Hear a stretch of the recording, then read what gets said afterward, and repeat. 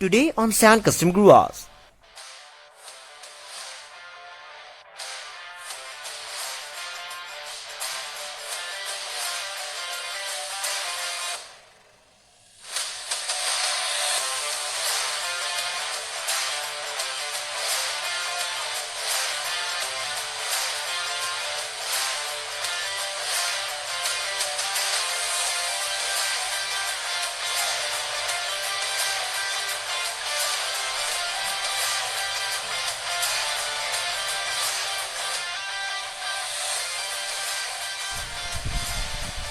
Hello guys, welcome back to Sand Custom Gurus once again. So दोस्तों, आज के इस नए वीडियो में आप लोग एक कस्टम कार तो नहीं दिखने वाले, लेकिन एक और कस्टम बिल्ड का प्लानिंग सुनने वाले। ऑफ कोर्स एक नया प्रोजेक्ट जिसका काम शुरू किया लगभग 1 महीने हो चुका है, लेकिन इसका काम मेरी पर्सनल स्टफ और दूसरे प्रोजेक्ट्स की वजह से मैं कंप्लीट नहीं कर पा रहा हूँ। लेकिन आने वाले कुछ हफ्तों में मैं ये कार भी कंप्लीट कर दूंगा। सो ये कार है the iconic BMW M3 GTR from NFS most wanted. Of course ये एक्चुअली स्किल मॉडल था जो कि ओरिजिनली तो मैंने खरीदा था, लेकिन इस कार को मैंने BMW M3 GTR में कन्वर्ट करने की कोशिश किया है। तो क्या आप इस कार को देखने तैयार हो? ओके, तो कार पीछे आने ही वाला है। 1, 2 and 3। Ta-da!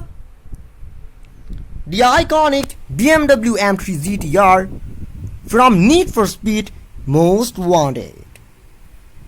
ये देखिए। सो अभी कार का काम कंप्लीट नहीं हुआ है, सो इसलिए फिलहाल आप लोगों की कार थोड़ी सी अजीब लग रहा होगा। सो ये कार जितना कि मुझे याद है, मैंने कार 2019 के एकदम शुरू में खरीदा था। एक्चुअली में मैंने 4 एक साथ ऐसी BMW खरीदा था। एक वाला ये वाली कलर की थी और एक दूसरे वाला था जो कि सिल्वर कलर का, एक और वाला येलो कलर का और एक रेड कलर का भी खरीदा था। 4 मॉडल्स खरीदा था। सो ये सभी मॉडल्स ये एक्चुअली में CNC कंपनी का मॉडल है और इसका साइज अबाउट 124 स्केल की है। ये प्लास्टिक मॉडल से कोई डाइजेस्ट नहीं है, लेकिन हाँ क्वालिटी काफ़ी अच्छी है। और इसकी अगर फिनिशिंग की बात करें तो फिनिशिंग भी काफ़ी अच्छी है। ओरिजिनल M3 के साथ ये काफ़ी बहुत आइडेंटिकल ही है। सो ये एक्चुअली में स्टॉक E46 की स्केल मॉडल था, GTR नहीं था। लेकिन अब मैं इस कार को GTR में कन्वर्ट करने वाला हूँ।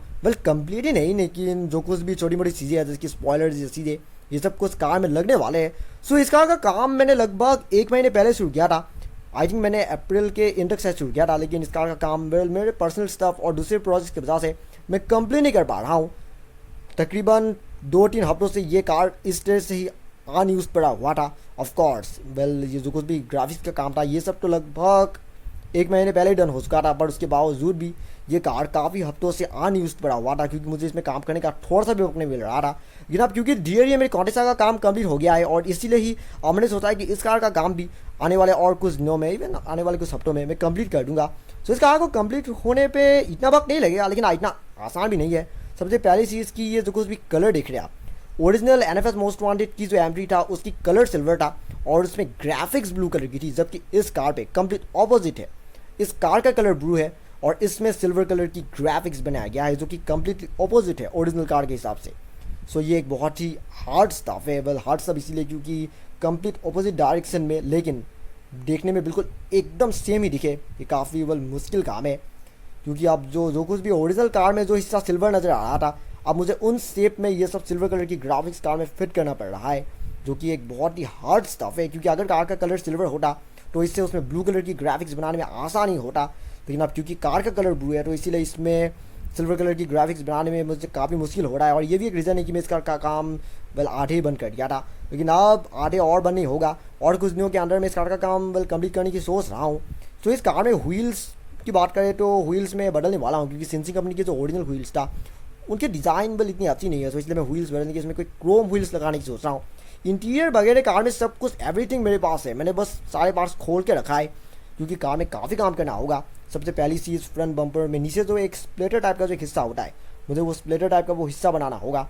बम्पर को कम्प्लीटली वाइनल रैपिंग करना होगा इस सिल्वर कलर में, क्योंकि इससे इस कार की जो कलर है वो देखने में सिल्वर जैसी लगेगा।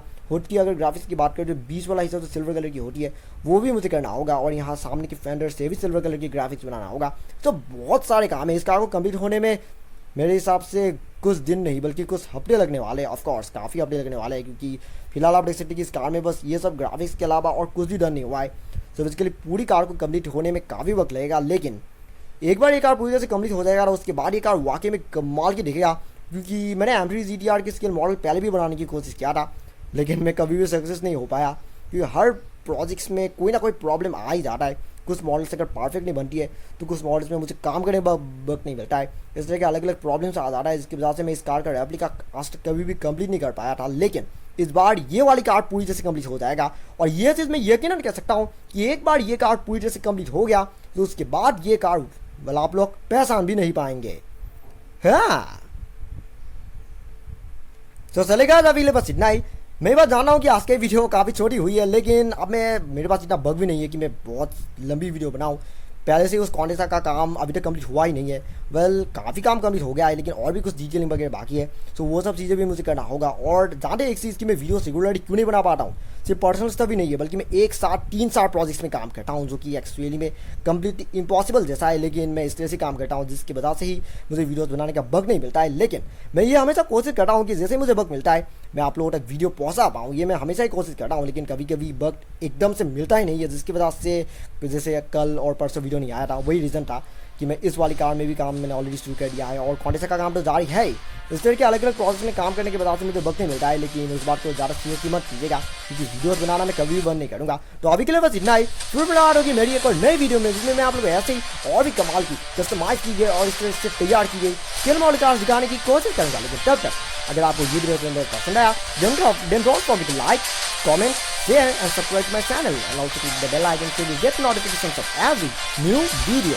And thank you very much for watching my video, and have a nice day.